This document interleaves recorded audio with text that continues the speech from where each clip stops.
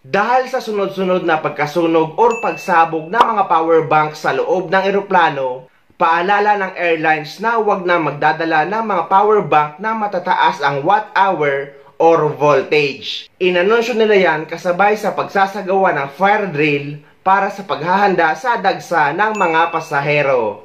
Ayon sa kanila ay pwede pang ma-delay or maantala ang pag-check-in nyo kapag may mga dala kayong prohibited items, kagaya ng explosive, sharp object at matataas na watt-hour or voltage ng power bank na madalas na nagiging sanhi ng sunog sa loob ng eroplano.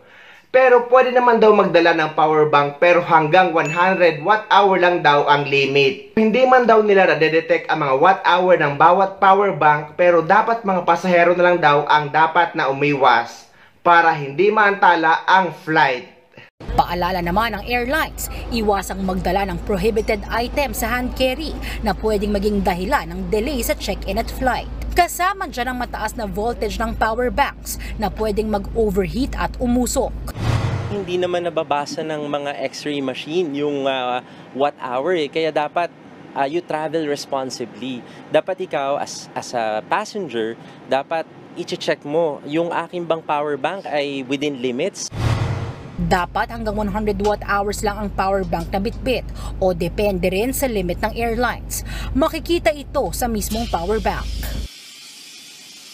Sa gitna ng biyahe, napansin ng flight attendant ang umuusok na bag sa isang cabin. Possible lithium battery fire, I need backup.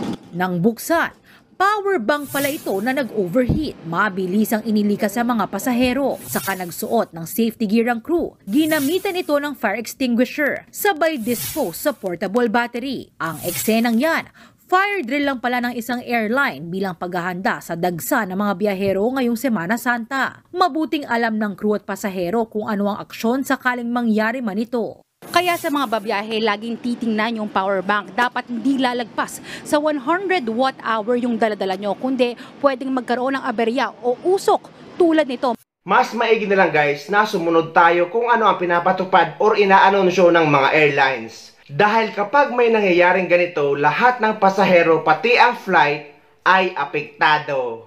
Napilitang mag-emergency landing sa Hong Kong isang eroplano dahil sa sumabog na power bank ng isang pasahero.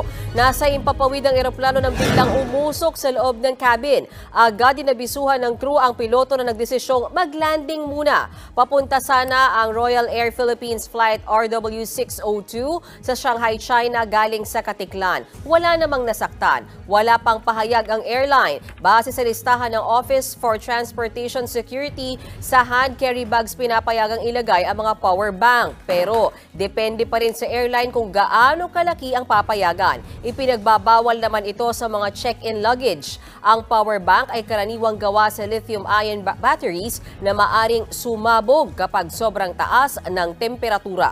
Sa kabila niyan, ito naman ang magiging pagbabago sa immigration simula April 1, 2024. Inanunsyo ng Bureau of Immigration ay titigil na nilang pag-issue ng arrival tickets sa electronic gates sa lahat ng international airports sa bansa simula April 1. Sa halip, makakatanggap ang mga pasahero ng arrival confirmation sa kanilang email address na nasa e-travel system. Ayon kay BI Commissioner Norman Tansingco, ito'y para mapadali ang proseso ng mga pasaherong gagamit ng e-gates sa paliparan. Nagpaalala rin si Tansingco na mag-register o i-update ang inyong impormasyon sa travel system.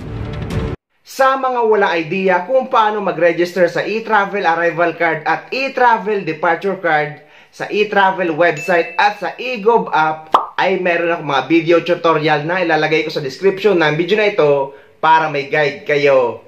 So ayun guys, sana may nakuha kayong idea at sana nakatulong ang video na ito sa inyo. At sa mga hindi pa dyan nakasubscribe sa channel ko, please don't forget to subscribe my YouTube channel and please click the notification bell para lagi kayo updated sa mga upcoming videos na gagawin ko tungkol sa mga updates sa ating mga OFW. Mula dito sa Dubai, maraming salamat. See you next time.